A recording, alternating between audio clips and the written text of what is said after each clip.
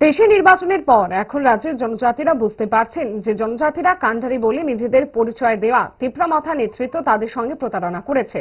বিজেপির বিরুদ্ধে ভোট নিয়ে ভোটের পর বিজেপি সরকারে ঢুকে গেছে। আর এই প্রতারণার নেতৃত্বে ছিলেন জনজাতি অংশের মধ্যে শিক্ষিত অংশের নেতৃত্বরা।